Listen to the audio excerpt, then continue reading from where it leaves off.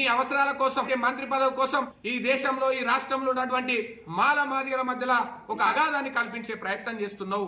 ఈ దేశంలో వర్గీకరణ వ్యతిరేకించే ఏ పార్టీ లేదు. మాలల్ని ఎట్లయినా రెచ్చగొట్టాలని చెప్పేసి ఎక్కడెక్కడో ఉన్నటువంటి వాళ్ళని వేదిక మీదకి తీసుకొచ్చి మందకృష్ణ మాదిగని విమర్శిస్తున్నావు కదా. మందకృష్ణ మాదిగ కాలు గోటికి కూడా నువ్వు సరిపోవు. నీకు ఆస్తులు ఉండొచ్చు, నీకు పదవులు ఉండొచ్చు, ఇంకేమైనా ఉండొచ్చు, కానీ ఆత్మగౌరవం ఉన్నది మాదిగలకు. మందకృష్ణ మాదిగ గారు ఈ నల్లకండువ 30 సంవత్సరాలుగా ఆయన ఒంటి మీద మారలేదు. నువ్వు కాంగ్రెస్ పార్టీకి పోతావు, నువ్వు బీజేపీ పార్టీకి పోతావు, నువ్వు టీఆర్ఎస్ పార్టీకి పోతావు, నువ్వు మళ్ళా కాంగ్రెస్ పార్టీకి వస్తావు.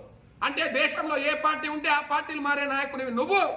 మందకృష్ణ మాదిగ మాదిగల కోసం, జాతి భవిష్యత్ కోసం 30 సంవత్సరాలుగా ఏ పార్టీ ఏ పదవులు ఇస్తా అన్నా కూడా పక్కకు పెట్టేసి కేవలం వర్గీకరణ కావాలి, మా మాదిగల భవిష్యత్ మారాలని 30 సంవత్సరాలుగా ఉద్యమం చేస్తున్న నాయకుడిని పట్టుకొని మీద ఇష్టం ఉన్నట్టు మాట్లాడుతూ ఖబర్దార్ చెప్తున్నాం. వివేక్, నువ్వు ఈ చెన్నూరు ప్రాంతంలో తిరగ